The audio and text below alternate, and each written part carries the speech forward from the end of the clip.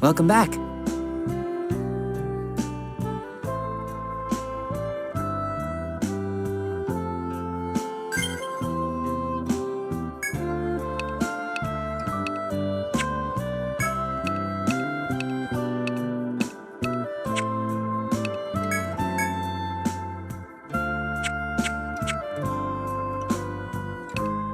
Come back here whenever you're tired.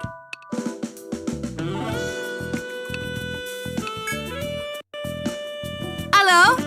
Which one you want?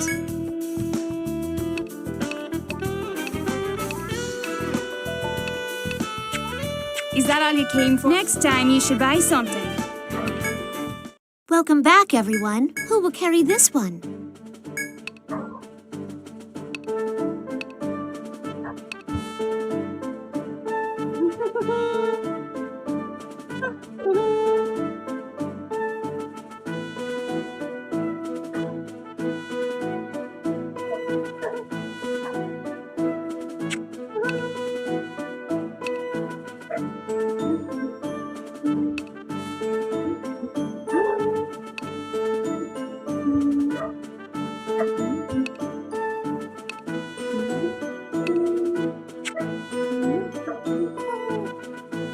It's synthesis you want?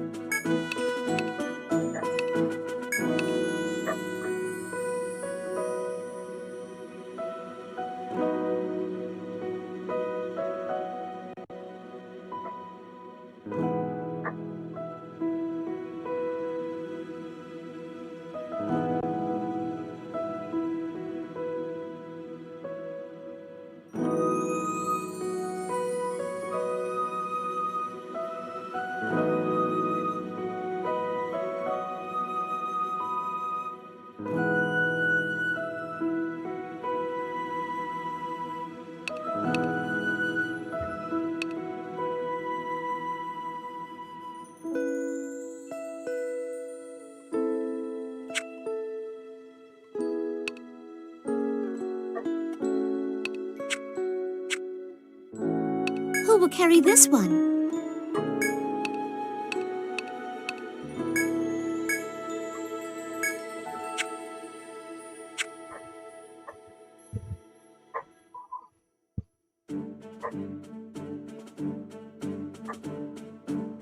Who will carry this one?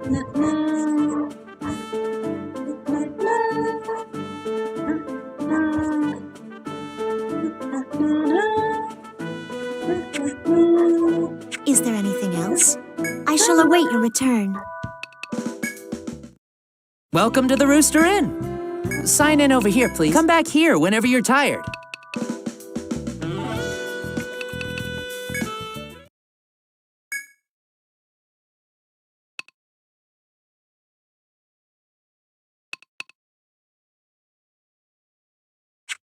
No, let's finish Glad Time.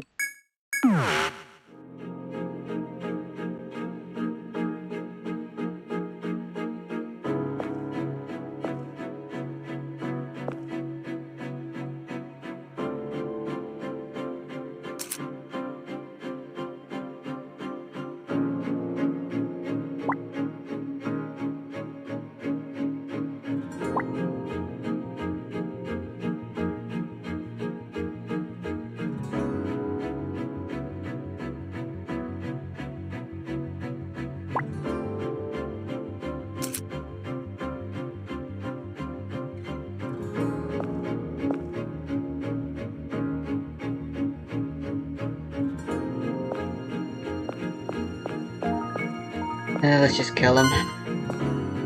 Again.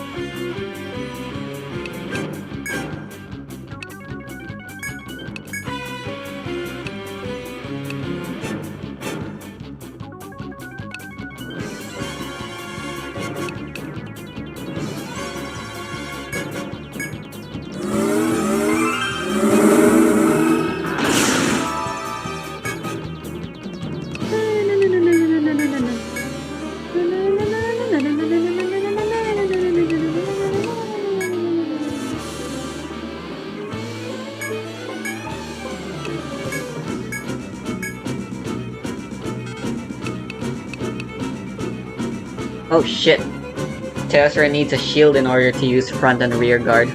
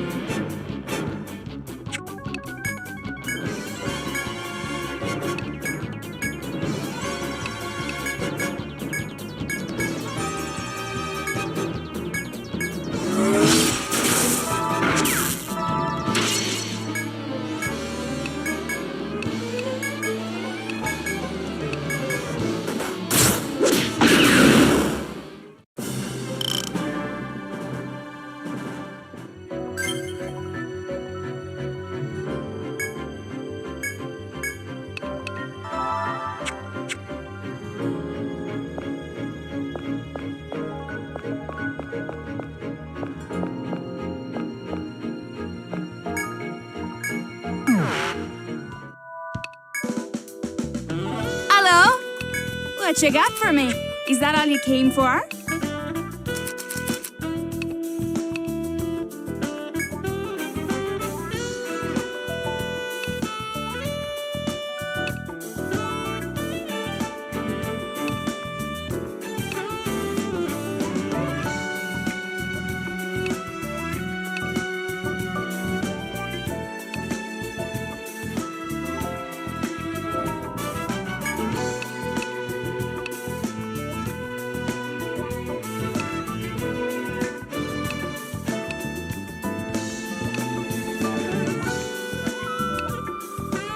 Here you go.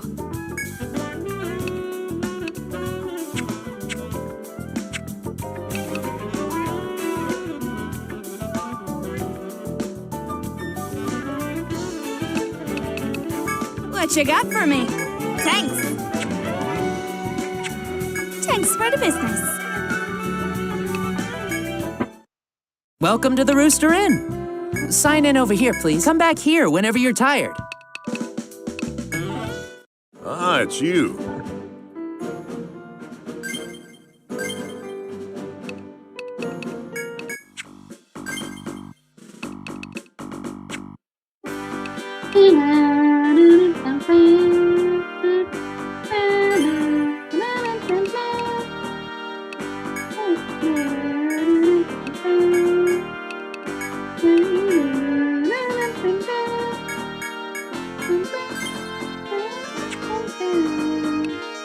What'll it be? Keep it quick. What were you thinking? That party works for you? Who should I bring out?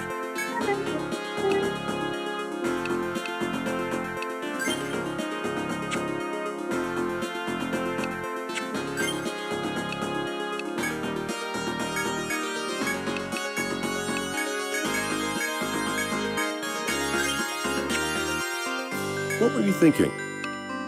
That party works for you? All right, hold on a second. Who should I bring out? See you around.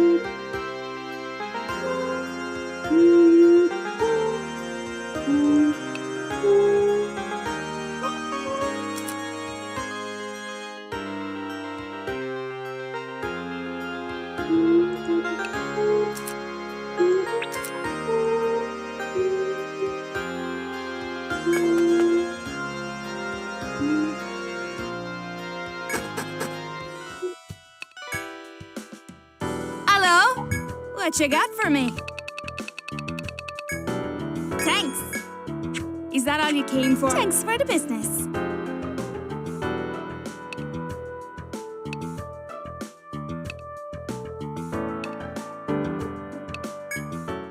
Ah, it's you. What were you thinking? Who should I bring out? Keep it quick. See you around.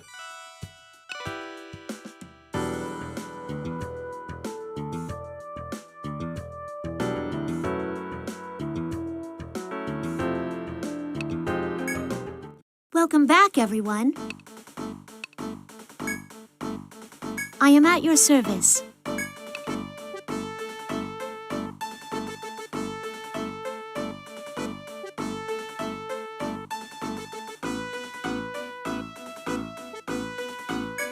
Here you are.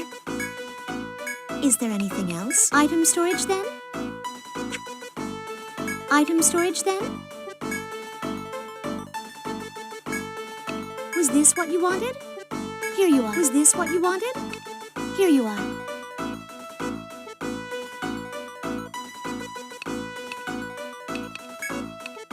Was this what you wanted? Here you are.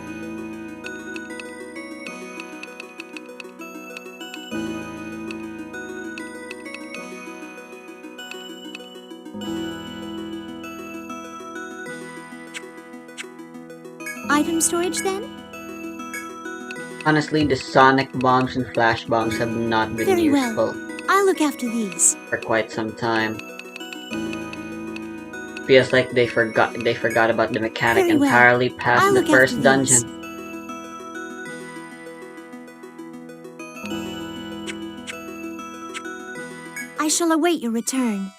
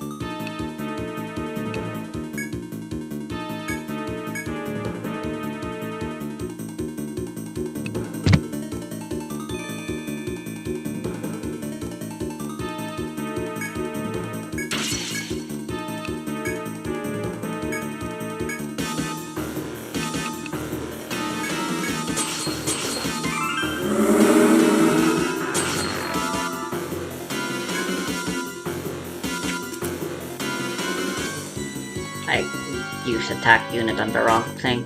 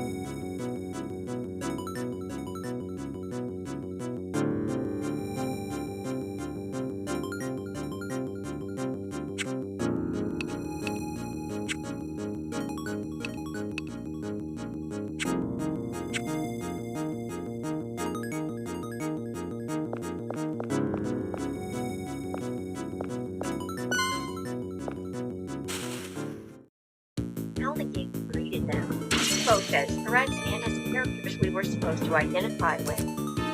Nowhere is this more apparent than with Glamrock Bonnie, an animatronic whose disappearance and eventual revealed remains were treated as a murder mystery instead of just as a broken bot, as in past games.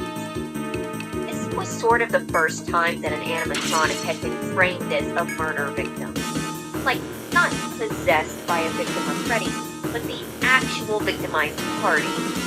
Not who possessed this robot, but instead who was Bonnie and where is Bonnie. Largely propelled by Glamrock Freddy's concern and comments over him, as Freddy himself was the first animatronic who was a true ally and major upfront character, having more personality and moments to shine than even the humans in the game.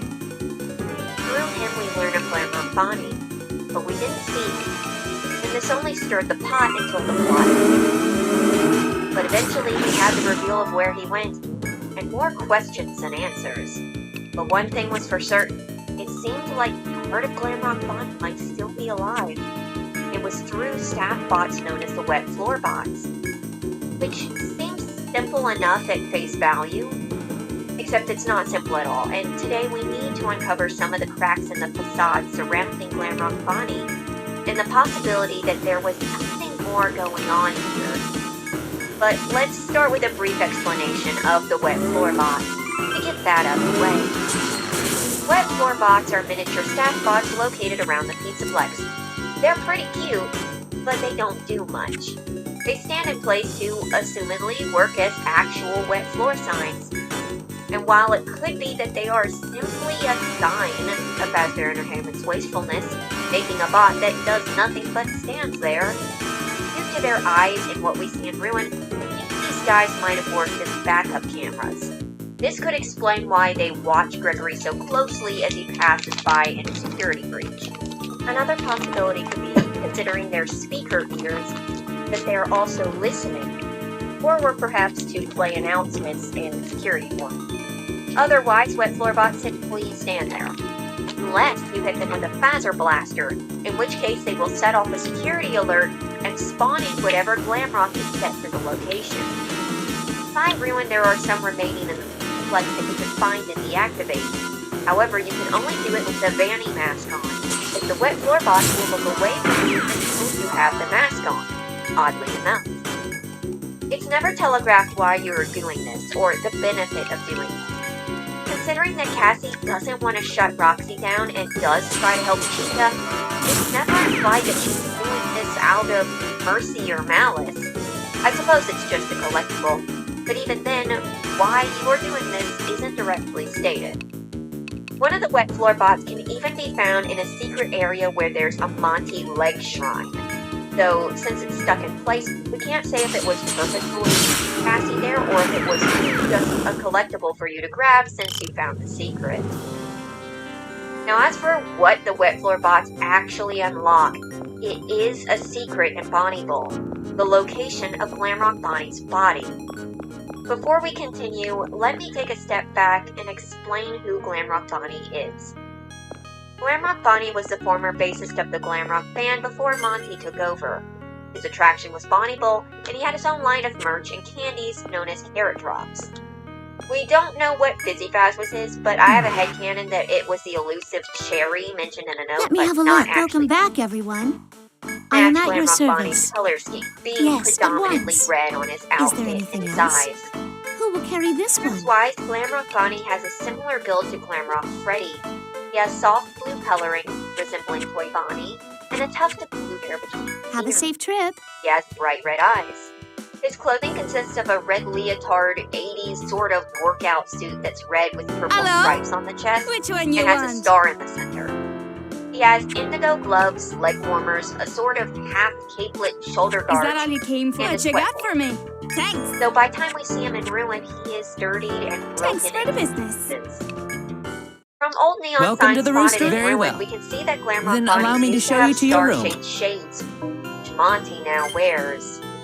Why these were wiped from the sparse remaining Bonnie marketing material, such as Monty's ride, could be as to not confuse branding. Glamrock Bonnie was a beloved member of the band, and seemed to be close to his bandmates due to how you can find bowling equipment in both Freddy and Chica's green rooms. Well, be Though we careful know out much there. more about his relationship with Freddy. Hello? Freddy. Which one you want? Now, I know some folks get a little touchy when I Here talk you about go. Freddy and Bonnie's Is that all relationship, you came so for? I'm going to be Thanks for extra the careful business. today as to not upset anyone. Welcome back, So, everyone. Bonnie and Freddy were Is there very any good item storage friends. then? We're very close. So close that Freddy signed a poster, "You and me, Was forever this and what you ever, wanted? love Here Freddy." you are. Bonnie kept it on his wall. Bonnie Have a even safe kept trip. Freddy plushies and trophies around his vanity, where he could look Welcome at to them. the Rooster Inn. They even had matching Sign in singular over here, earrings. please. They were such good friends as well that after Bonnie's disappearance, Freddy is actively mourning and missing him. He brings him up unprompted, even opening up about him at the bowling alley.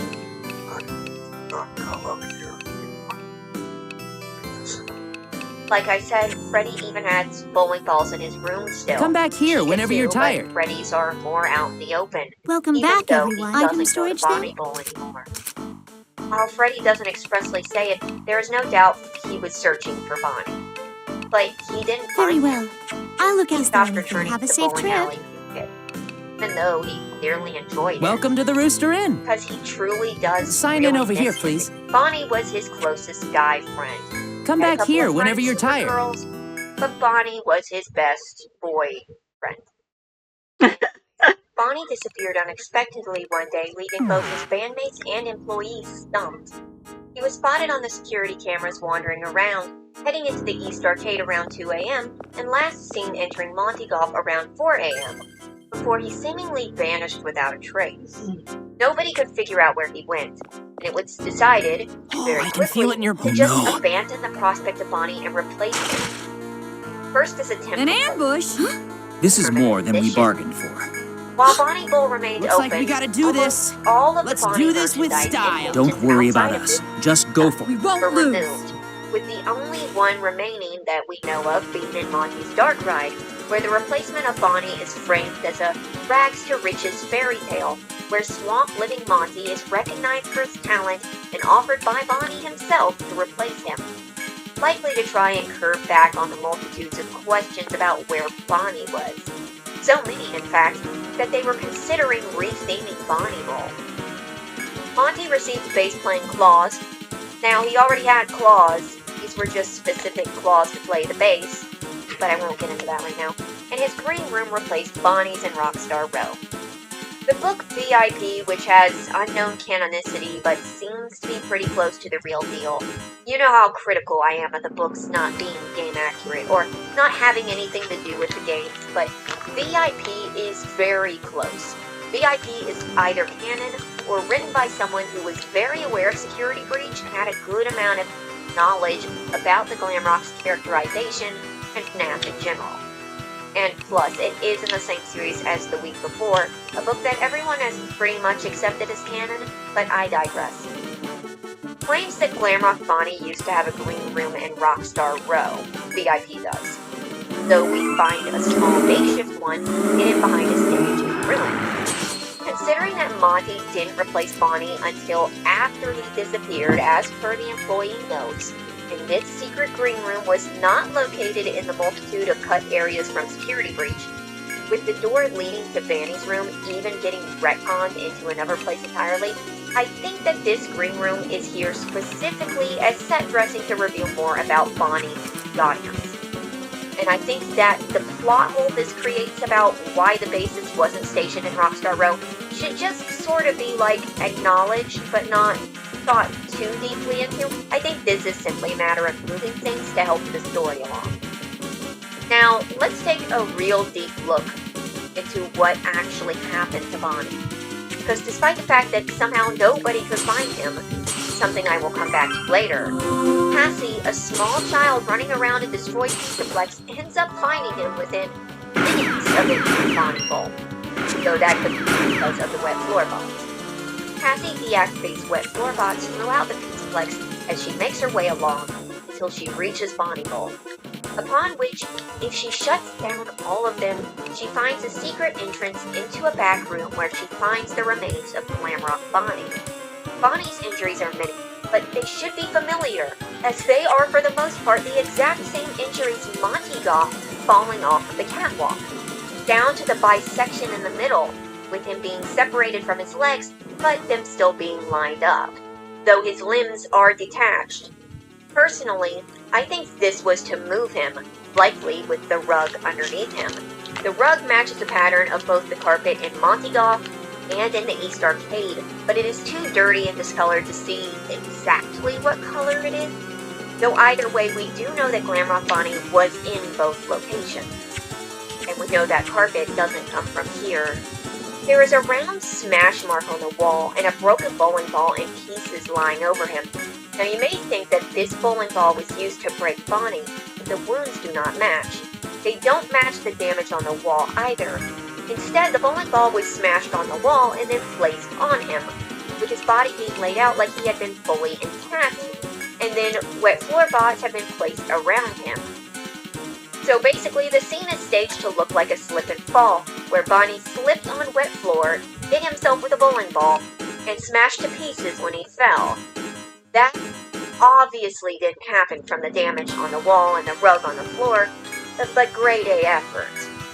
But there's something else going on here involving the wet floor bots. Their yellow eyes staring as you come in, matching Bonnie's own. They're bright and glowing yellow. If you put on the mask, there are purple cracks surrounding Glamrock Bonnie's body. deactivate these last wet floor bots, Glamrock Bonnie's eyes stop glowing. He is connected to these wet floor bots. Has he been watching the world through them? That seems to be the case, or at least living through them, as the moment they are shut down, he fades as well. This bond was likely caused by Bonnie being too broken to move, but still activated, and the wet floor bots being placed so close that he somehow tethered into them, connected with them, like through a transponder. The exact schematics are unclear, but considering how much of the Pizzaplex is automated, it should be no shock that once you get inside, you have full reign of the place. But what else was Glamrock Bonnie able to do other than watch? We'll get right back to that. There's a lot of evidence that this act, this shattering of Glamrock Bonnie, was perpetrated by Monty Gator. I'm not saying Monty did it. I'm saving that for my next Monty video, putting Monty on trial for killing Freddy's boyfriend. What I am saying is that from this point on, I'm going to be referring to Monty as being the most likely candidate for being the one who did it.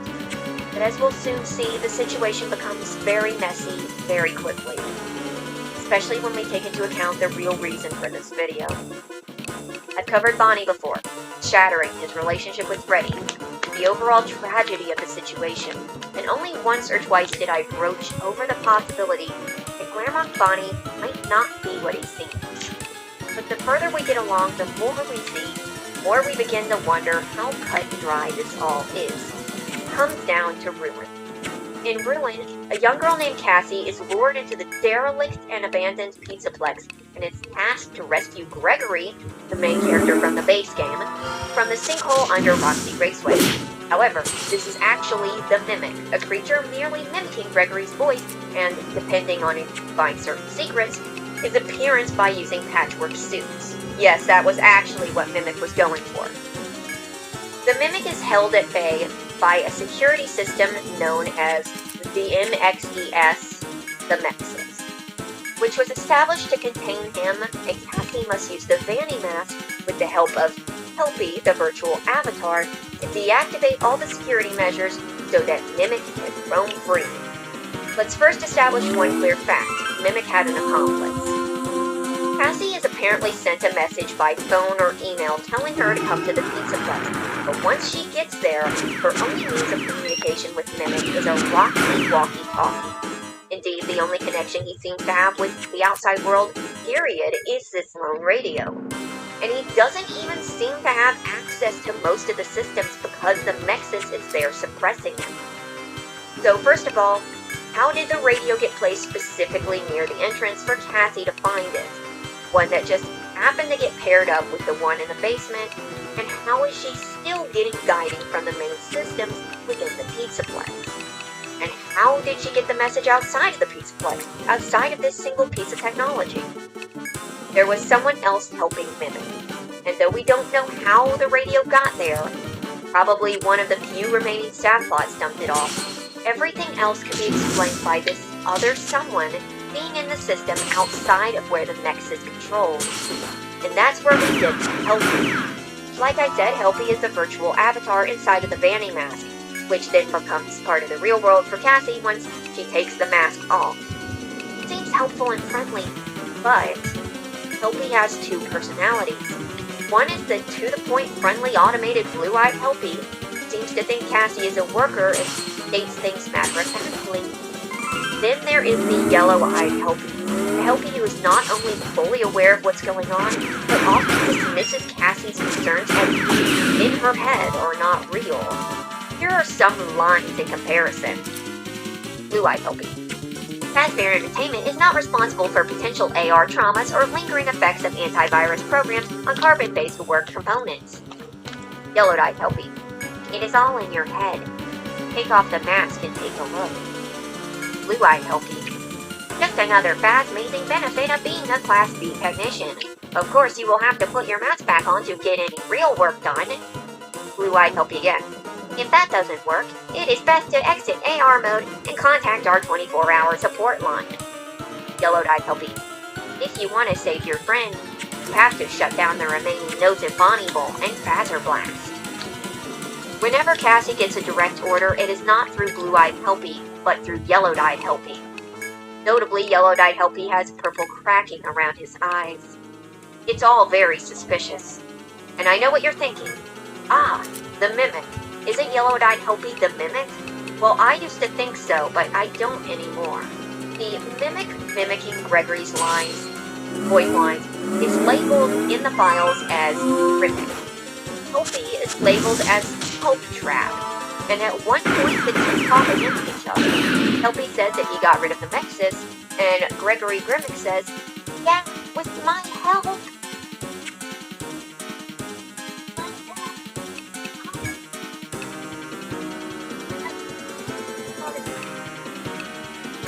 There's no reason Mimic had to step in here. Cassie not only believes this is Gregory, but she doesn't suspect Helpy or him at all. This line is argumentative for no reason, which makes me think that Mimic, as he is currently mimicking Gregory and thus reflecting his personality, wanted to set the record straight. I don't think Help Trap and Grimmick are the same being, and I don't think that they're just two mimics either, just because I personally think that would kind of be a little bit of a cop-out. Nah, it wasn't Mimic, it was the other Mimic. So who is Yellow-Eyed Helpy? As Yellow-Eyed Helpy is labeled as Help Trap in the files, you would assume this is Glitch Trap. And in Help Wanted 2, Glitch Trap's arm that delivers the memory dolls to you is labeled as Help Trap. That confirms it, right? Well, there is a problem. Two problems. One small, one big. Firstly, that was not supposed to be Glitch Trap's arm originally. It was supposed to be Vanny's. But that's cut content. That's not a big deal.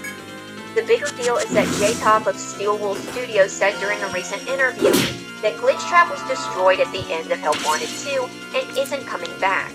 And since Help Wanted 2 takes place before Ruin, as one of the endings involves our character waking up as a mask bot and giving the Vanny mask to Cassie, this means that Glitch Trap was not in Ruin. And this makes sense, as the dust Glitch Trap was exploded into in Help Wanted 2 is seen smeared on Vanny's wall in Ruin. Who is Yellow-Eyed Helpy? It's not Glitch Trap, and if there's some evidence that it's not the Mimic, I mean, is he connected to the glowing yellow-eyed Glamrock Bonnie who is connected to the major systems in the Pizzaplex? Well, I certainly don't know. But for a gag, let's go into the completely non-serious evidence that Glamrock Bonnie might have been working as the Yellow-Eyed Helpy and is actually not what he seems. And I'm not just saying that because the AR Helpy plush is located right beside Bonnie's body either, or because of the purple cracks circling his body when you have the mask on, which somehow kind of match the cracks on Helpy's face, sort of, or because of the yellow eyes. Those are very noticeable too. We know that Glamrock Bonnie is connected with a major system in the Pizzaplex and that he has numerous eyes across the building. We know that he was able to hook himself up to nearby wet floorbots without wires. Almost how Yellow-Eyed Helpy paired with Cassie just by the mask. Yet another surprising connection. Why? But there is one thing I should mention. If Cassie shuts down Bonnie and the wet floorbots, then how is Yellow-Eyed Helpy still active afterwards? And there's actually two explanations for that, one in-game and one meta. The in-game explanation is that Glamrock Bonnie's consciousness, if he is Yellow-Eyed Helpy, he's already in the Pizzaplex system. The first wet floor-bot you pass is toppled over and partially connected to a wall outlet that has a glowing yellow eye on it, or glowing yellow light on it. You cannot deactivate it because it has already been deactivated. And no, this isn't an obscure detail because it's directly beside the fast range. This gave me the idea that even if these outer bodies are shut off, it doesn't mean that the consciousness isn't still in the system. Think of it like, I'm already inside. And also, just because Glamrock Bonnie's body was deactivated doesn't mean the rest of the wet floor bots were. Cassie went around almost the entire Pizzaplex, but there's no way with how the place is falling apart that she really managed to find and deactivate every single one, would she? The meta idea is the prospect that, though this is a secret in the game, Cassie didn't canonically do it. Well, what do I mean? Well, like the Brazil ending is technically not canon, and though we see Gregory and Helpy, Cassie technically does not. So, does Cassie canonically release Bonnie or not? I would say yes, but I would also say that whatever's in him is probably already in the mainframe. There's one more thing I want to bring up that I discovered while making this video. When you leave Glamrock Bonnie's green room through the vent and slide down the rabbit hole purple tunnel, a few AR objects appear in the tunnel. Up until now I thought they were just random objects, but they are in fact a Phaser Blaster, what looks like the Glitch Trap plush, a Monty plush or pinata, and the wet floor box.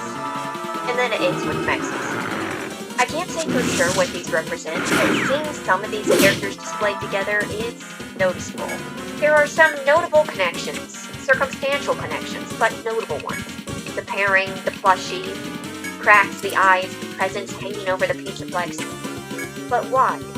Why would Glamrock Bonnie be yellow-dyed helping? Why would he do this? Well, there's two things worth noting.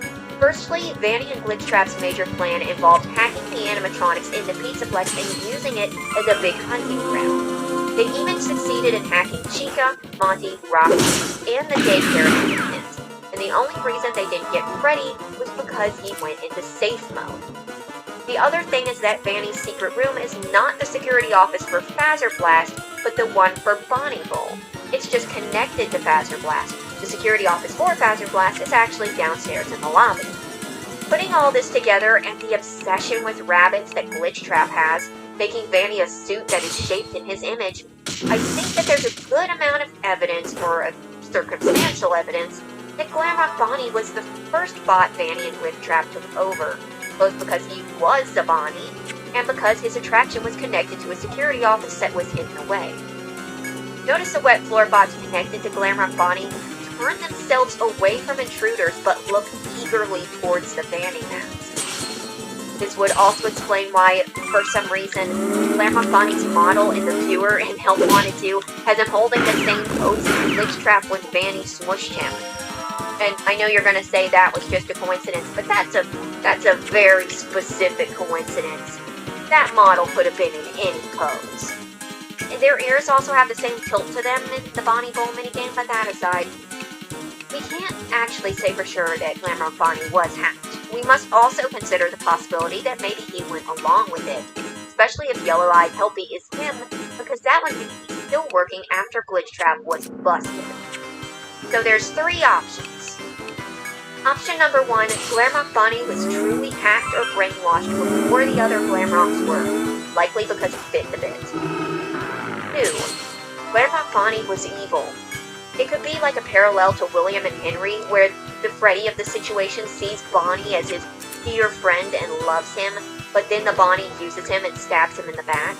This could be reflected by the cut bowling animations that show a sadistic Bonnie torturing bowling pins, which were notably replaced by newer, much less sinister animations when brought back in Help Wanted 2.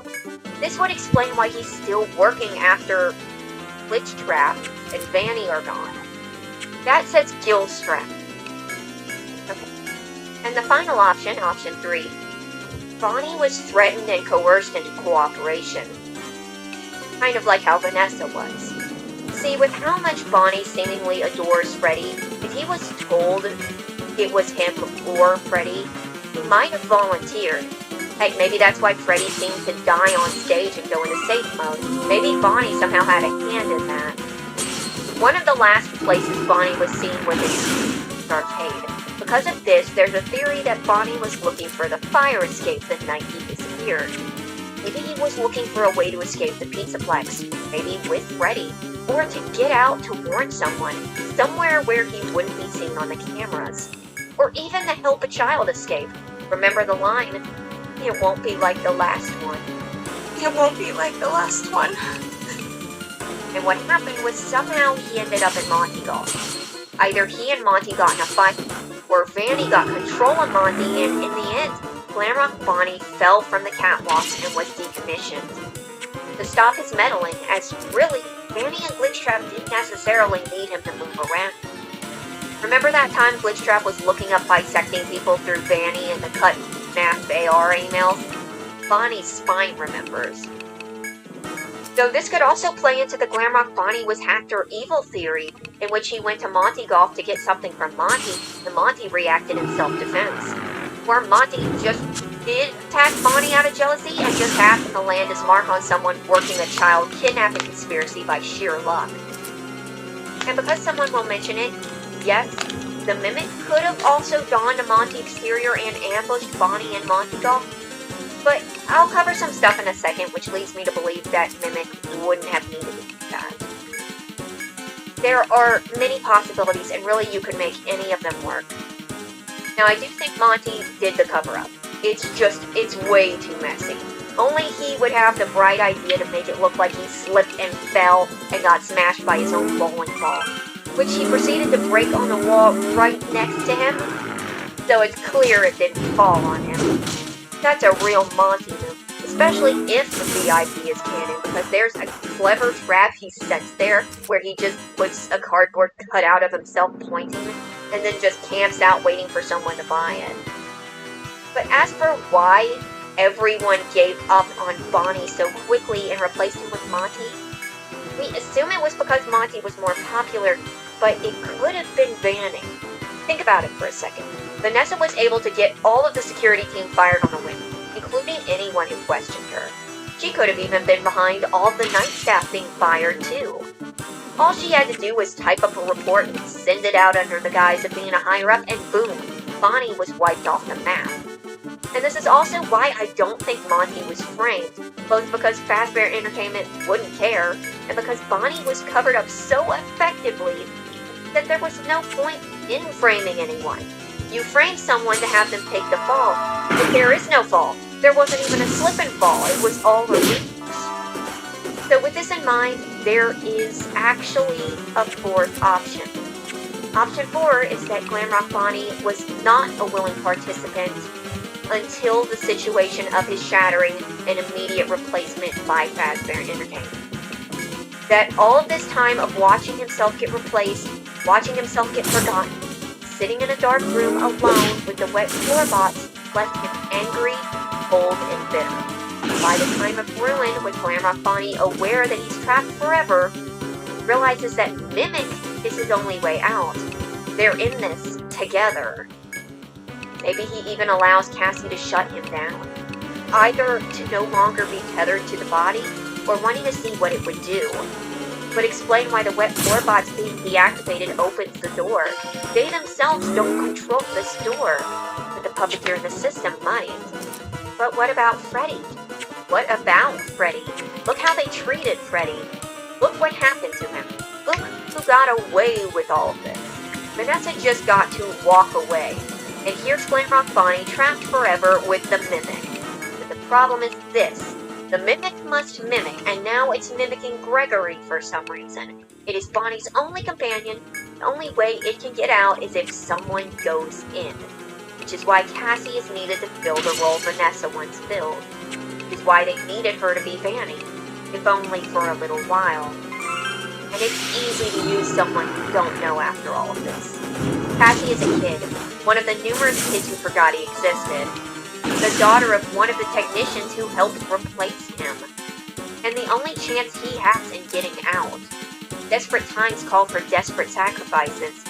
And if he was actively involved with the Vanny plan, the witch trap is deeper inside of him than just a puppeteer, then it would probably be easy to put a kid up on the chopping block. After all, Vanessa herself was willing to sacrifice someone to get herself free. And it worked.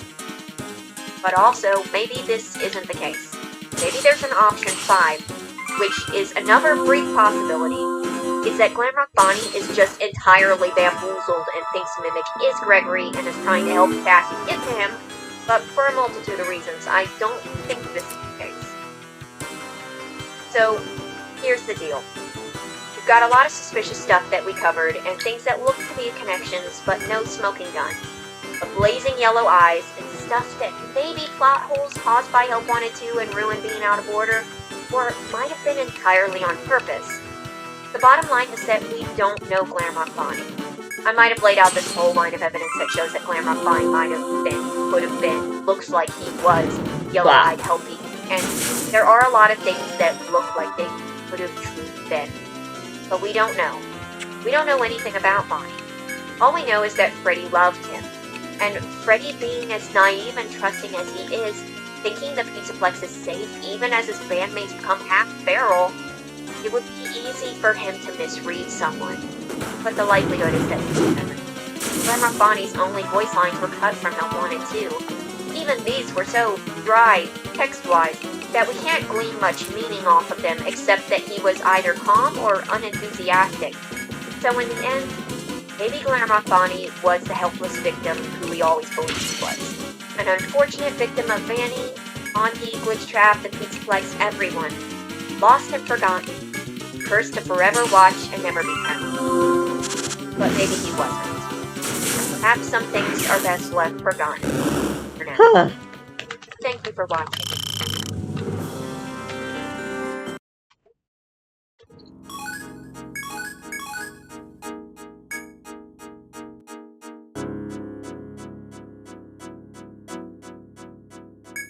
Hell yeah!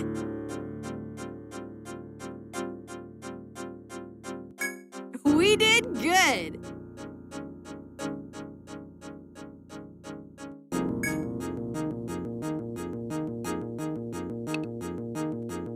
They didn't do anything, but let's pretend they did. Yeah. What a breeze! What are you doing? Now,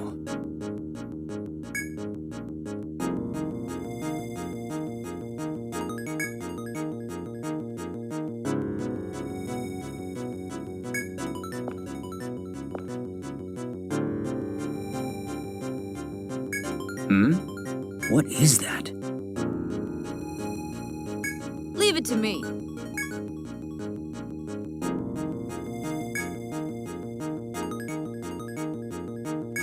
Huh.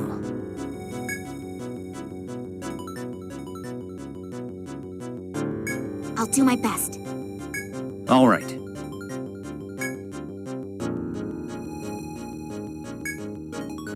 How's this? Should we get going?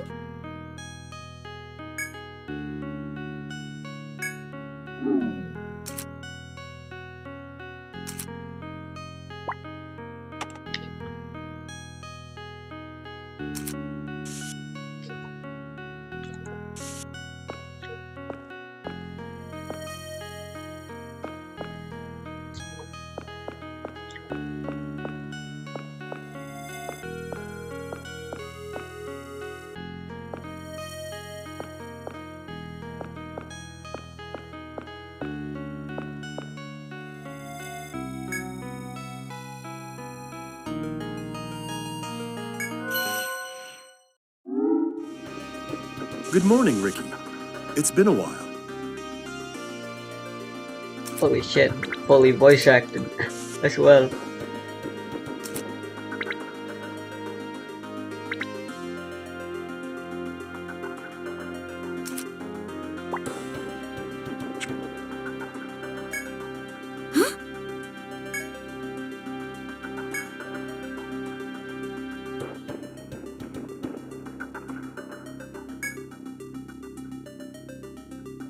Mike.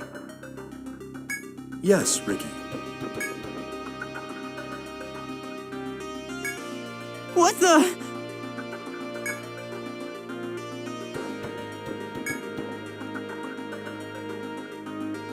Hey.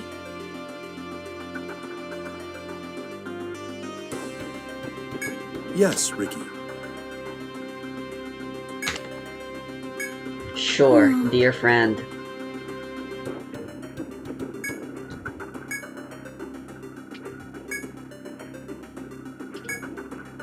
Yes. Thank you.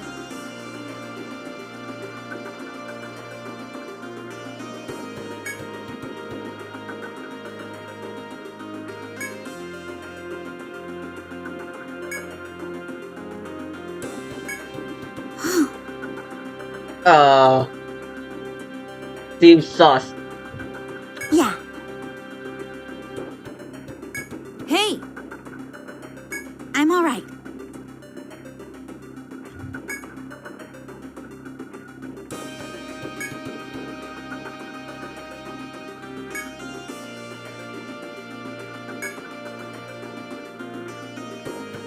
No.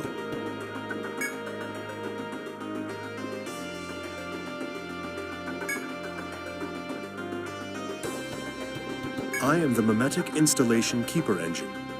Please, call me Mike.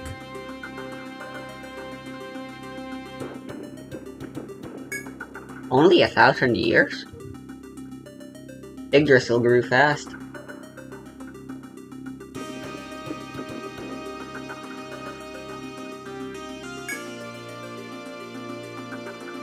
We're the yyyy guild, and these guys, they're just tagging along.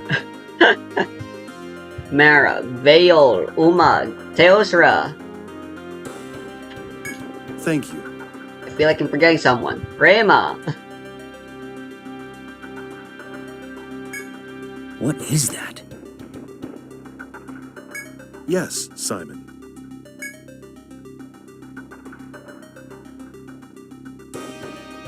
No, Raccoona. Huh? Yes, Arthur. Oh? Yes, Simon.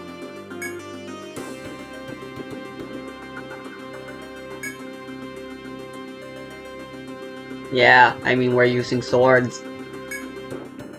Hey!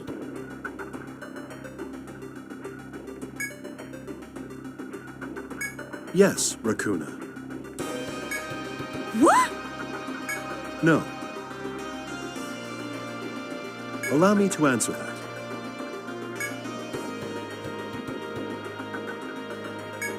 Allow me to answer that.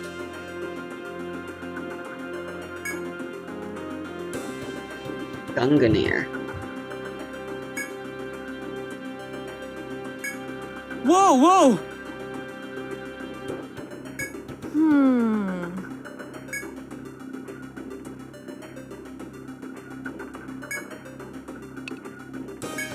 Allow me to answer that.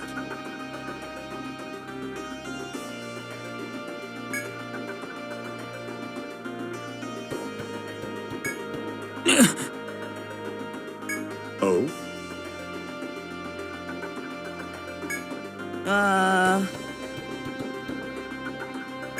Allow me to answer that.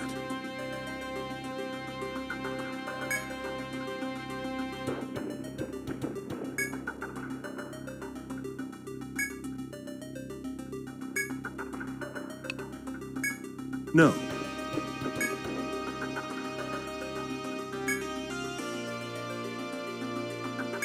Thank you.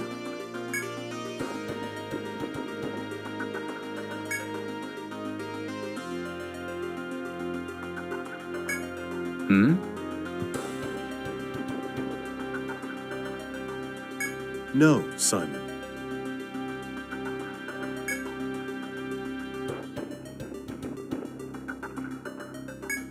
Ooh.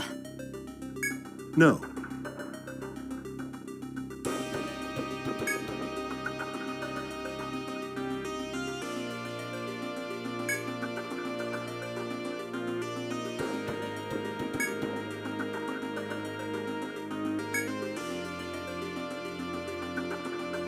Oh?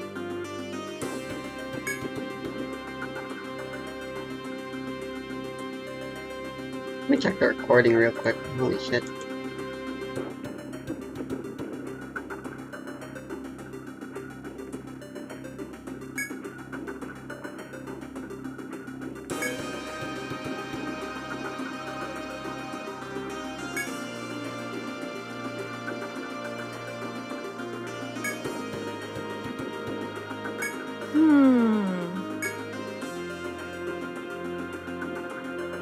Yes, Raccoona.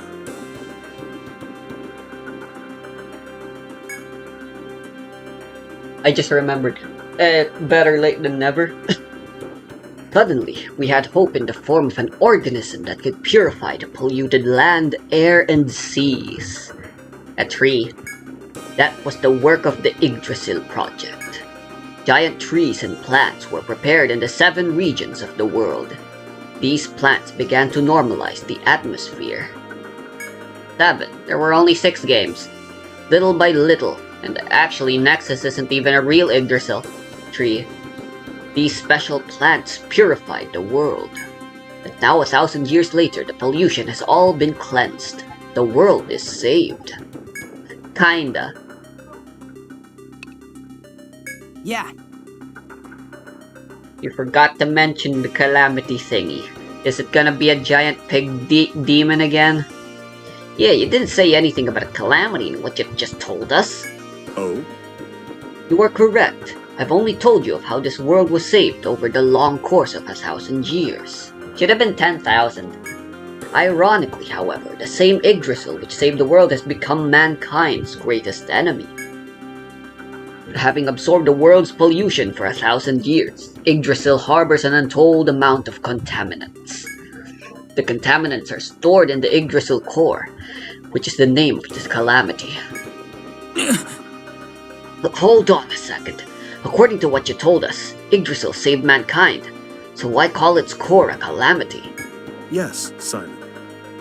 The answer to that, Simon, comes from simulations and projects on the growth and movements of Yggdrasil. We predicted that absorbing so much pollution over a millennium would cause the core to mutate into a monster. Without a place in the ecosystem, the core would then go in search of new food sources in the purified world. New food sources in the purified world. And after 1,000 years, the core will have unimaginable regenerative properties. It's mankind's worst enemy. What then? Oh?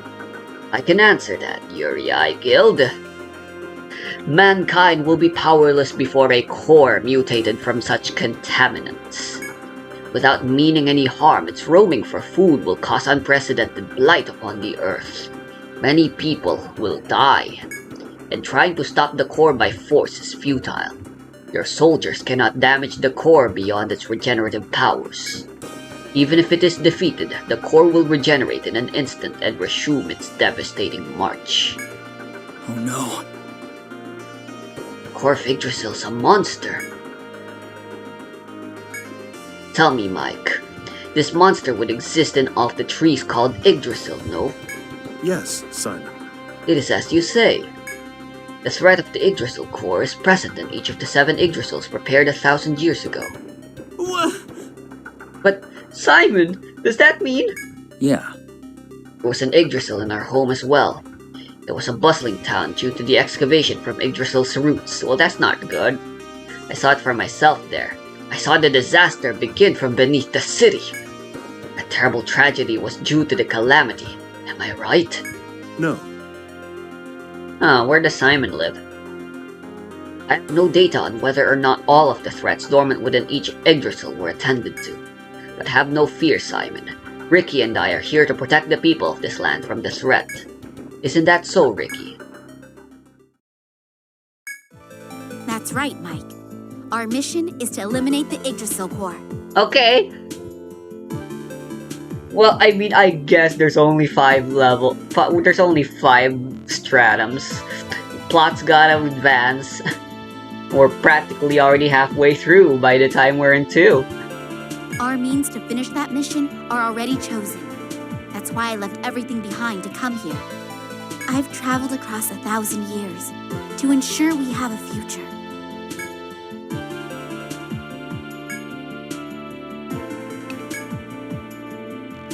I'm sorry. I worried you that I got you involved in this.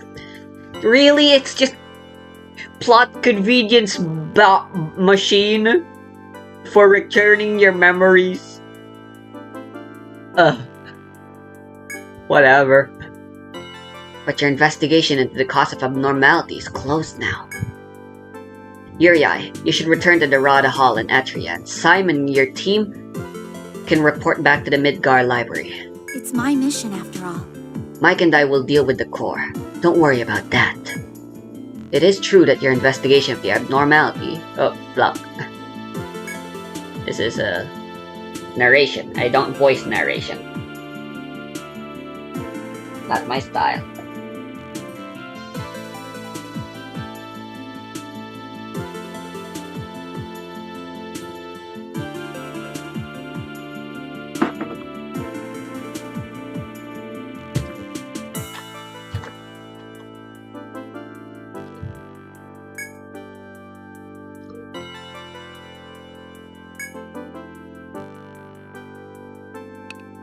Why? Am I not clear, yyyy? No, Ricky. I have to agree with his conclusions. Your decision is incorrect. Their conclusions, I guess. Even with me back online, Gladsheim is deteriorated enough to make it dangerous for you to venture through it alone. As such, I recommend that you accept yuyy's offer. Can't drag the people of this era into our mess. You've already dragged us into this mess with your amnesia-led bullshit.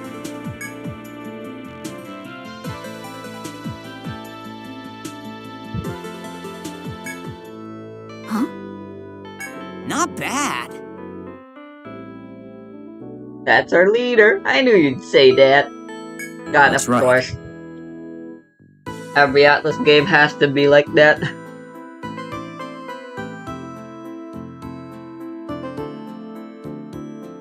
Wasn't you who got us involved. Yes. It's just that the people of this era are trying to solve the crisis that's happening to them. That's all it is. You guys... You'd really come with me? I told you I'd come for you. Thank you. Yuri, I have a favor to ask of you. Ricky. That was my nickname when I was young. My dad gave it to me and only my family or close friends used it. But you've helped me out so much that I'd liked it if you called me by that name too. Haven't we already been calling her Ricky?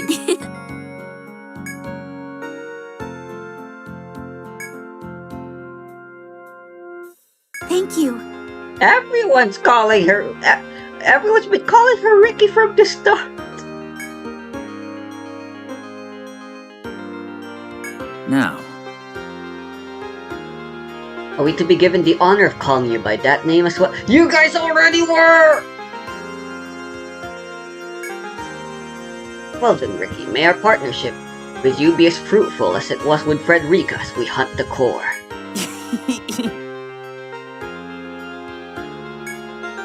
Whatever we're fighting isn't good, I can tell that much. Seriously. I can honestly say I envy your simple-mindedness, kid. Anyway, this was supposed to be just an investigation job for us, but turned into something bigger. What should we do? What do we need to do to use that weapon? Allow me to answer that. The locks in the remaining 3 areas of Gladsheim must be manually released. I see.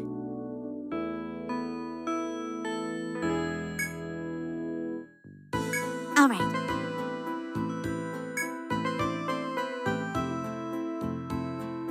Yes, Ricky. I will be waiting.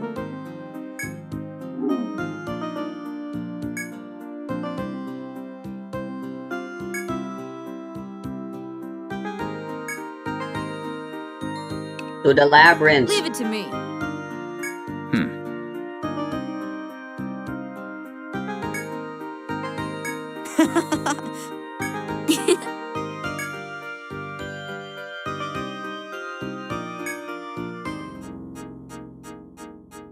Yeah, I don't like all the special treatment the main character gets in Etrian Odyssey Untold. An important appeal of Etrian Odyssey to me is the fact that you have a guild of nobodies. That over time become recognized. Ah, it's you. What were you thinking? Who should I bring out? Keep it quick.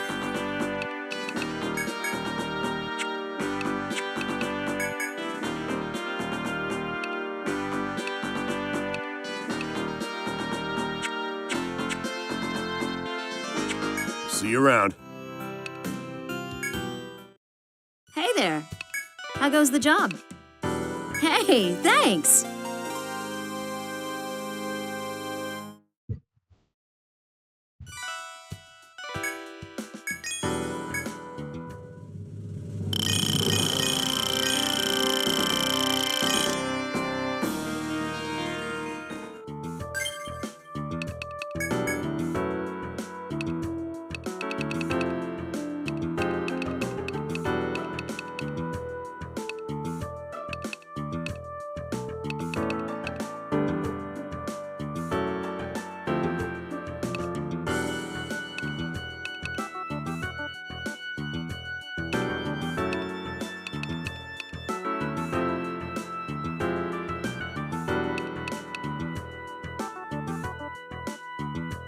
Whoa.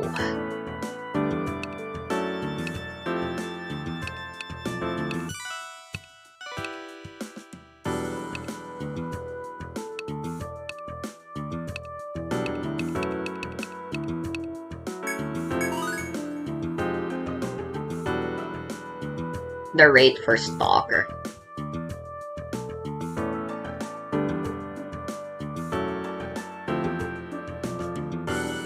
%70 reduced encounter rate for 100 steps at max level.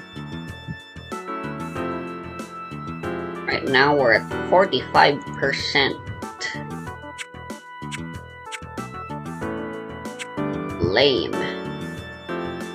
Half the counter rate and it still doesn't I'm counting on feel you. like that honestly sometimes. Oh wait, hold on. Hey there. Which one are you interested in? Ah, that one.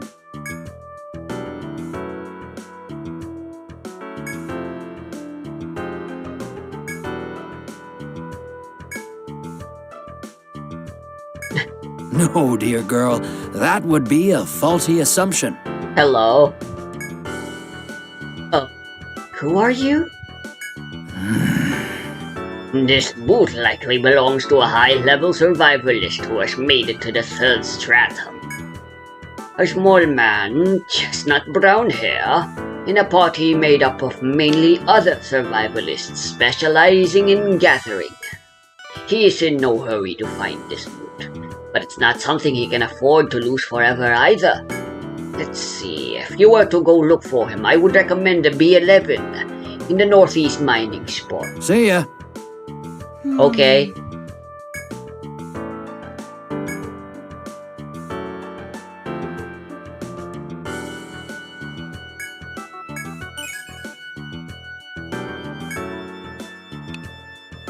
I'm counting on you. That was a thing. Ah, it's you. What were you thinking? Who should I bring out? Keep it quick. See you around. Welcome back, everyone. I am at your service. Here you are. Is there anything else? Have a safe trip. Hello? What you got for me? Thanks. I got some new goods. Good. Is that all you came for?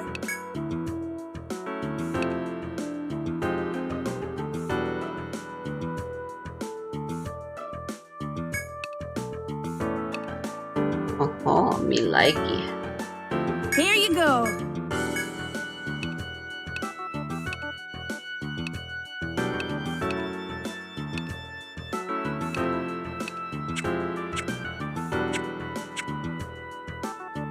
Thanks for the business. Honestly, the one who should have access to the guard skills is Vale. Welcome to the Rooster Inn. But she's supposed to be a future Very well. A quick frontliner rest, who right? focuses on Of course. primarily dealing damage. Apart from when she's too busy healing everyone else because they're such wimps. Oh, everyone has one skill point I forgot to spend. Sign in over here, please. Well, be careful out there.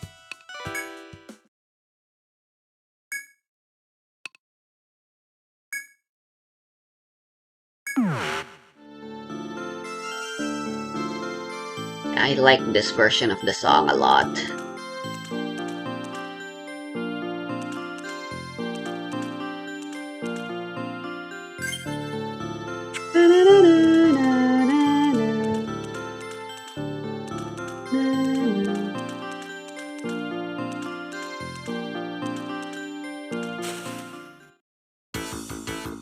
They do sound very dirty though. The HD remake made them really clean. This still sounds like DS bit crunched, you know? Like with the HD remake, they sound real nice and clean. Albeit the cleanliness does showcase just how old and how old-fashioned the instruments are, being essentially just chiptune. Even though the DS was far more than capable of making better sounding sounds at that point. I mean, Advance Wars Days of Ruin. OST such a banger. Unfortunately, it is very bit crunched. Still, at the end of the day.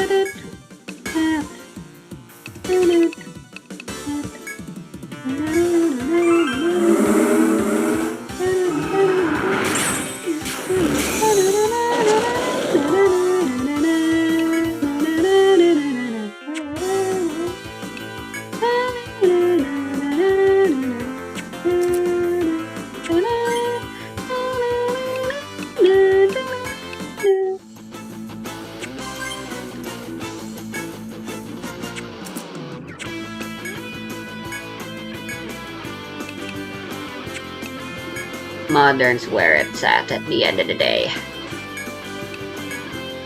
3D audio thingy is just so much better,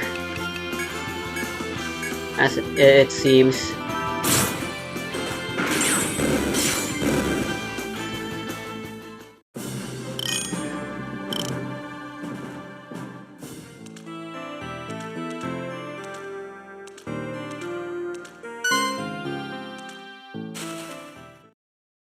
We've proven we can beat 3, so what's 2?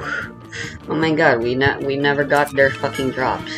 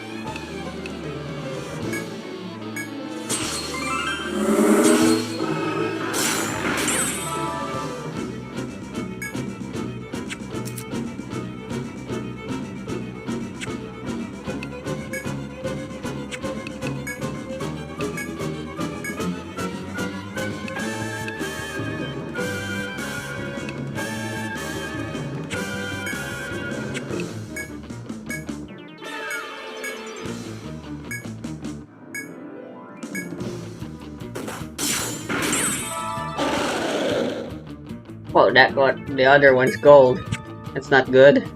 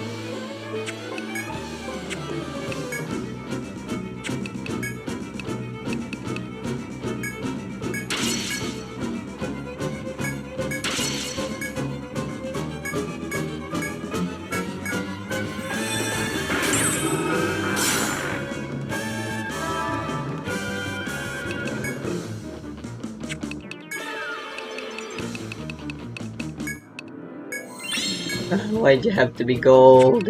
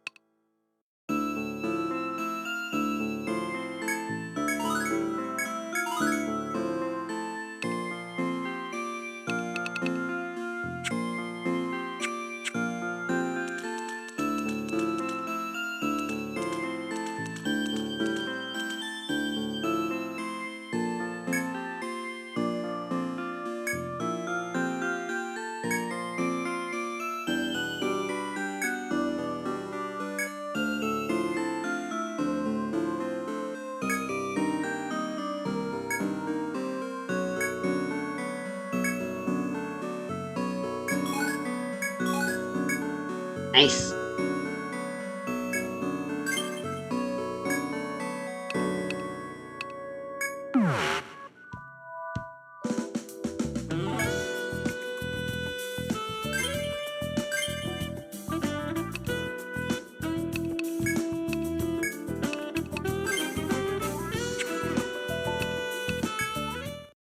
Welcome to the room. Very well. Then allow me to show you to your room.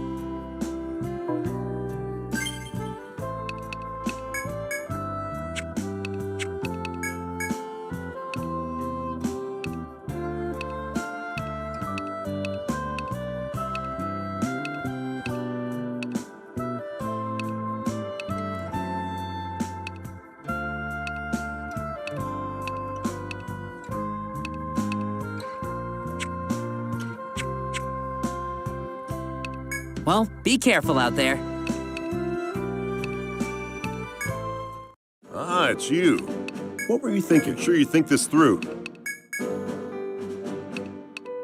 All right, hold on. Keep it quick. See you around.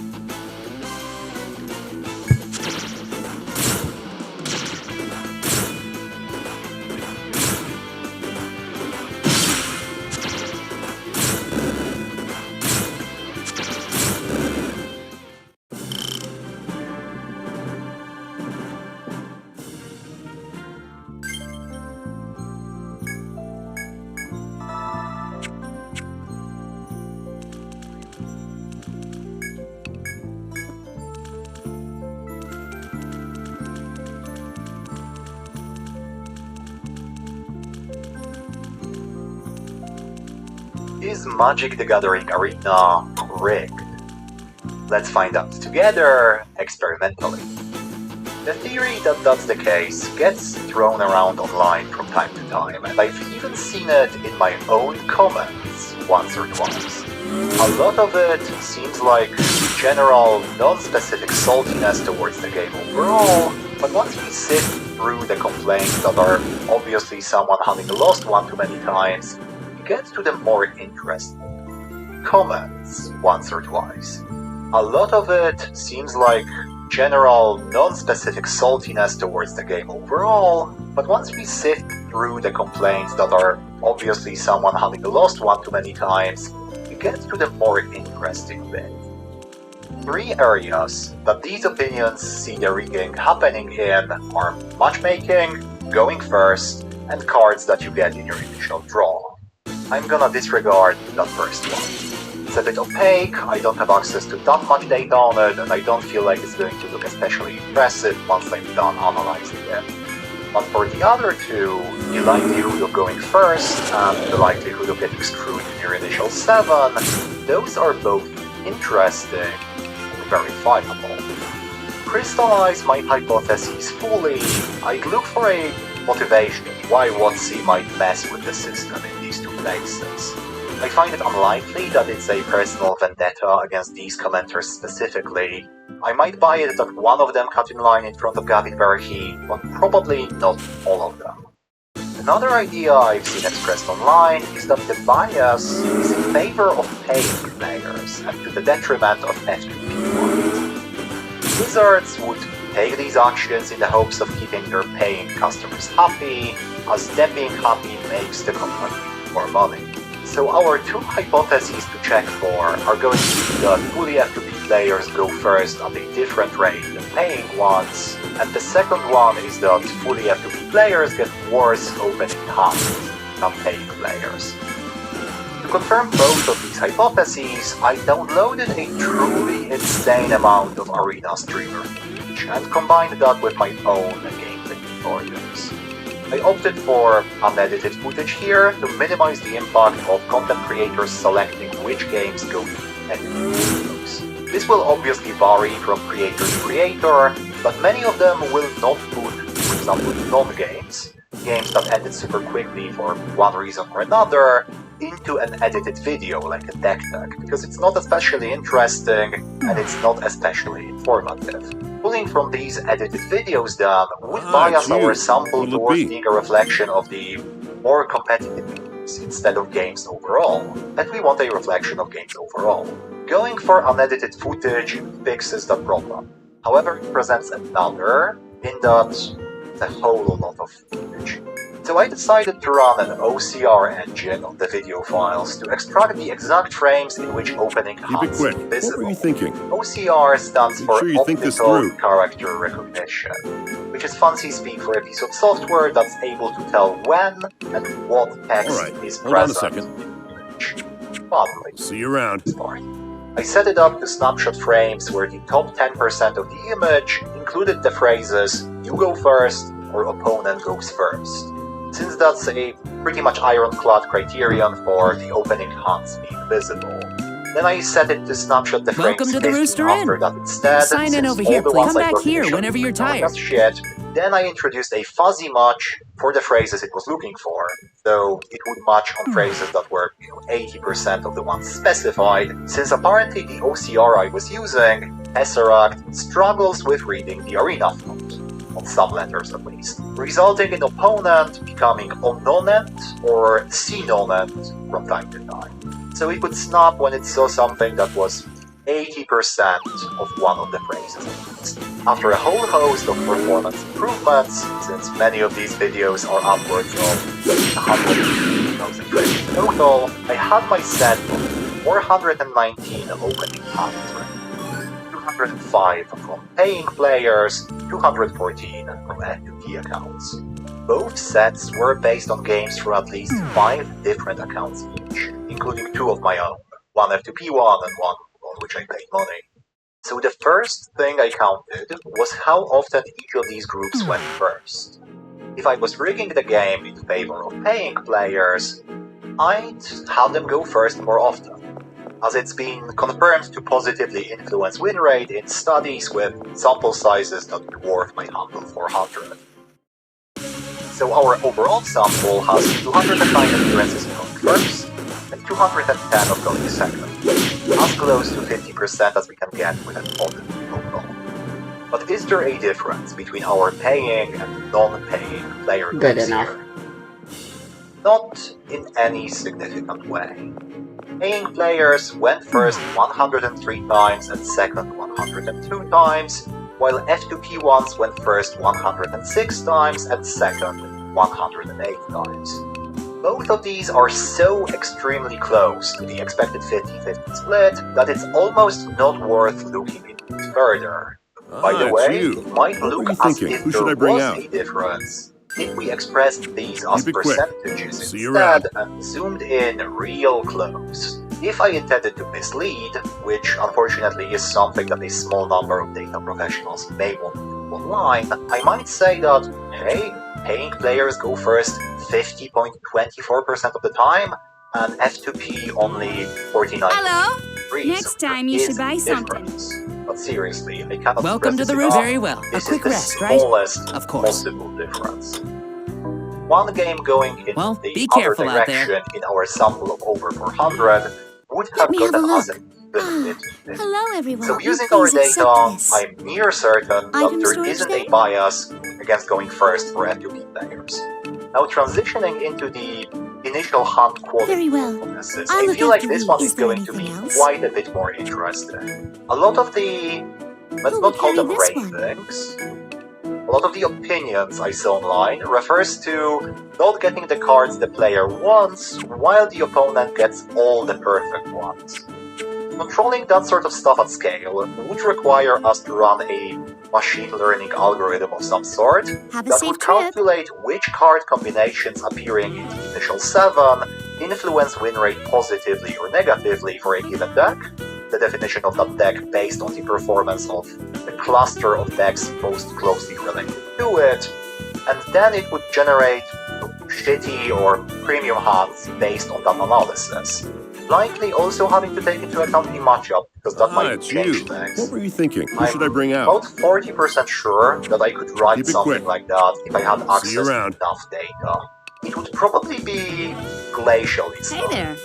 and would How goes the likely job? triple Arena server costs. Hey, We're thanks. talking about the complexity on the level of like Netflix's recommendation algorithm if we wanted to run this real time. I don't see how covertly making paying players slightly happier might make up for the costs. So I'm going to use my expert's veto here and say that what's the art How goes the job? But there is a Hey, simpler thanks. proposition that could accomplish a very similar thing. And that's messing with the ratio of land and non-land permanents in the initial 7. Because you see, the number of lands that you draw, especially the extremes, Hey drawing there. very little of them or a The lot of answer them, was before your otherwise known eyes, but as you weren't mana looking. screw or That's mana all. flood, those are very good predictors of losing. It's simplicity itself. All right, listen up. Okay.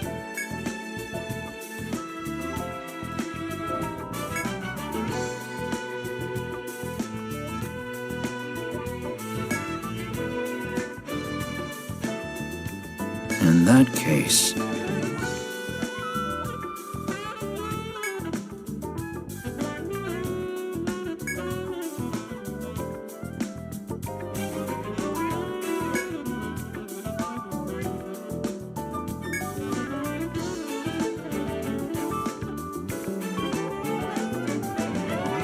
Is there anything else?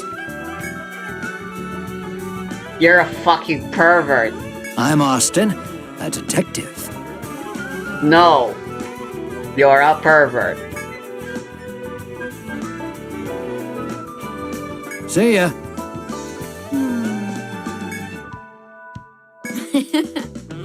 Well,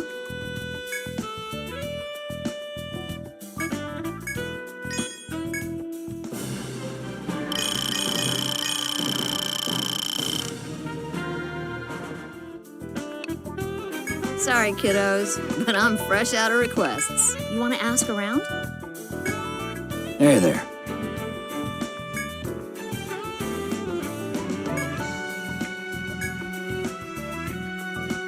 You want to ask around? Hey there. Sorry, kiddos, but I'm fresh out of Hey there.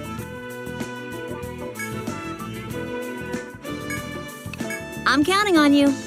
So a much easier way to set up this shitty/premium hunt generation engine would be to mess with how often each group of players gets the ideal number of lands in their 7.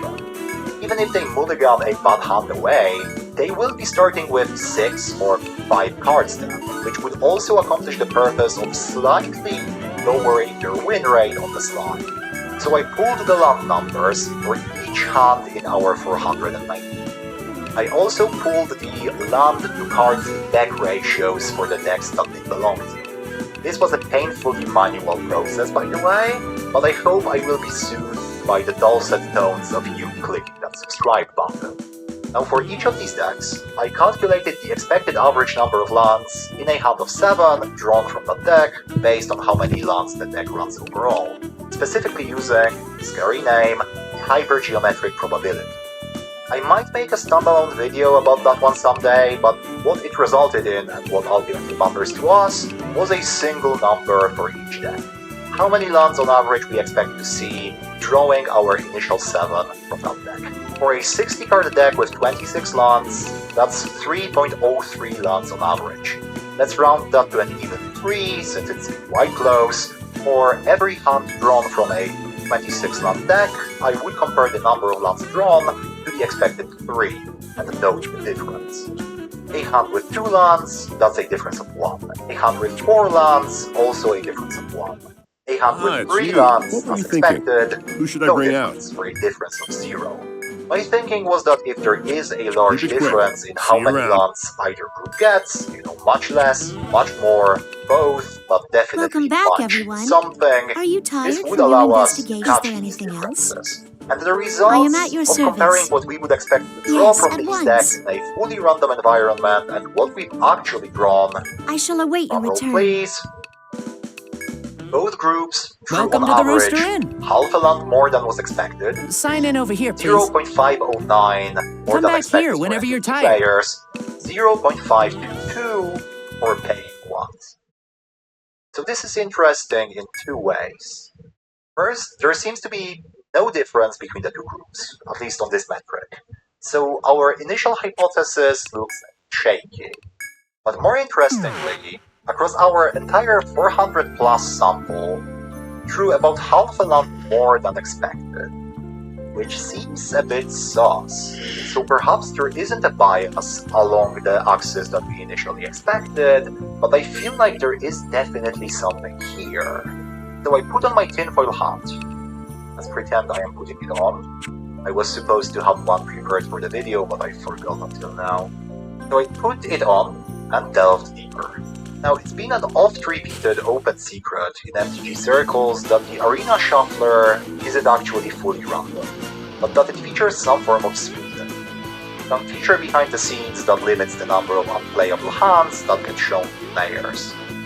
To see if our sample shows evidence of that, I simulated the expected number of 0 land, 1 land, 2 land, etc. hands that we should get from the decks in our sample. This is that distribution. For example, you can see that we would expect about 3% of hands drawn to be 0 landers. A tragic occurrence that you would mulligan instantly. Across 419 hands, that's a bit over 12 0 landers we would expect to see. Now let's compare these with our actual distributions. First of all, we can probably safely collapse our two categories into one bigger group, since we haven't found much differences between them. If we look at the actual numbers of lands drawn per group, there is a slight difference in one of them getting for 2 landers, while the other getting for 3s, but that's mostly due to one featuring more 20 and 21 land decks than the other. So I'm going to assume there isn't a huge difference, collapse them, and see what happens. Now to overlay this graph into our expected one, and let's compare. No 0 landers, way less 1 landers than expected, ditto for 4 landers, 5 and 6 land hands nowhere to be seen, but that is very much made up by the higher count of 2s and 3s. So what's up? One theory that I've heard, I wanna say it might have been in one of CGP's videos, as to how the smoothing might work, is that Arena draws multiple hands and shows you the one that's the closest to the expected land average. That sort of thing is not unheard of in games, by the way, because actual randomness often doesn't appear random enough to human beings, so averaging it out a bit on the sly can help with overcoming that psychological hurdle. So I simulated the expected distributions for the same decks if we drew 2 hands for each, and only kept the one that was closer to the expected number of lands we should get from the deck. So if we drew a 3-lander and a 1-lander for our 26-land deck, which again has an expected land count of 3, we would keep the 3-lander only. And this already looks closer, since our expected values for most decks are somewhere between 1.88 and 3.15. What you got for me? The smoothing technique behaved Thanks, as I got some new goods. smoothing out Good. the outliers, Is that all you especially came for? 0-land and 6-land hands, the worst ones to get. And if we drew 3 hands and chose one using the same criteria, Here you go. our distributions would start to Here you look go. similar, wouldn't they? 5-land hands would get Here you here go. totally eliminated, as was the case in our experimental sample. 1-landers would drop to very occasional, Thanks just for the seems to business. fit quite well. And any Welcome back, imperfections may everyone. very well be the I am at result your of our service. sampling, or the Here you actual are. functionality being Is a there bit anything more else? Item complex. storage then? So to conclusively answer the question from the storage then? intro, is MTG Arena rigged? I don't think Was so. this what you At least wanted? not according to my Here you definition are. of Was rigged. this what you wanted? There doesn't seem to be Here you a are. huge difference between F2P players going first, more or less often than their paying counterparts. They also don't seem to get mana screwed or mana flooded more often. You know, I than find it those weird. who pay. There is, of course, the discovery of the shuffler People working think in a about 6 being rigged slightly in non-standard Magic way, the Gathering, I but don't not think in that's Master anybody's Duel. benefit. Maybe In apart Arena, from, but like, not in Master the Duel. people who are It's aware weird, of it in my and opinion. choose to go a bit greedy on land. I thought Yu-Gi-Oh players would be far more salty. I feel like that's super minor.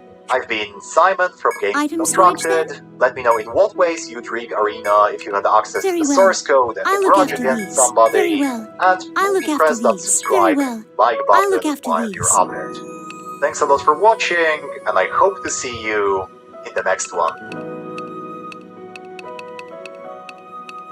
Very well. I'll look after these.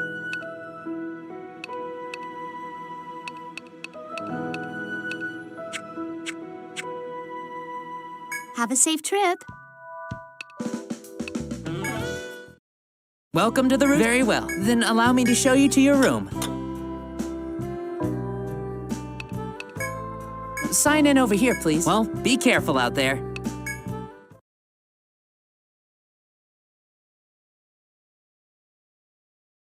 I'm Didn't I sure already we've watch all this? heard about the evil corporation trope. Yeah, They're all what the over the fuck? place. Big businesses that don't care about anything but profit, and they exist in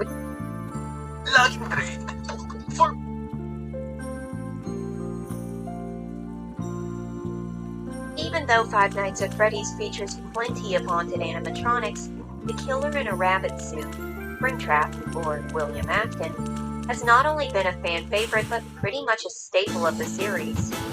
Since the third game alone, Springtrap or some variation of him has appeared in every game, and when he doesn't appear, there's still some lore relevance involving William Afton. In a way, you could argue that William Afton is the main character of FNAF, or was for a while.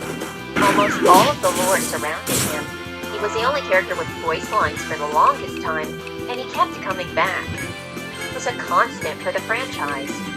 But despite the motto of I always come back, you can only burn in a fire and return so many times before it's time to pack it in. Surely, Afton was a timeless killer, but it seemed like it was just about time to find somebody new to take his place as I FNAF hate stepped this into game. a new era. So, who else to replace him but a new killer in a rabbit suit? With a wicked smile and wielding a sharp kitchen knife, this new rabbit character carried the same themes of Afton, the soul of him, but in a new way. And this white rabbit was known Welcome as back. Vanny. A woman Come back possessed here by the whenever you're remnant or tired. reflection of Afton, donning a menacing rabbit costume, Vanny was primed to be the perfect replacement. Built up in promotional materials and merchandise, mentioned often, and given a whole new plethora of abilities at her disposal. Now in control of the biggest Freddy's ever, Vanny was more than just a child snatcher. She was in control even though she wasn't the one in control. And yes, she piqued the interest of many fans. They welcomed the initially assumed copycat killer character with open arms and budding curiosity. Vanny was on her way to being a real big deal. But I have something to tell you, something that may shock and surprise you, and that thing is as follows. Vanny has been majorly cut from every game she's been in. Pause for gasps. Well, that's not entirely true. There was one game that had no cuts, but I don't necessarily count Fury's Rage the Security Breach spin-off parody game as the mainline game. But yes, Vanny has received major cuts, from large sections of her story to most of her encounters to every single cutscene of her teased early Security Breach promotional material. Vanny was continuously cut down the sides. But I've discussed this before. A long while back I made a video called The Cut Potential of Vanny, about how Vanny was carved out of Security Breach, though not with her own knife, as that was cut too. So what changed since then? Well, she was cut from 2 more games, one of which I find very telling, we'll get to momentarily. Because today we are taking a look at exactly how much has been cut from Vanny and how it could have cast FNAF's follow-up villain before it could even get started. But let's start with where Vanny comes from. So in Help Wanted, we play as a character who is testing a new game for Fazbear Entertainment. This game is basically a big cover-up piece to depict all the past murders at Freddy's as being simple rumors and hoaxes, and to get the brand back in favor. Alas, during the creation of the game, some old hardware was scanned, and a rather vicious virus that looks unsettlingly like a rabbit we know latched onto the game. The beta tester alone is the only one who can rid it from the game, but in the process finds it attached to her.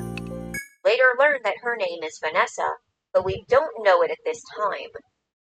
During the Halloween update, we are teased with our first look at Vanny, with an old rabbit Halloween mask, red eyes, and white-brown patched fur.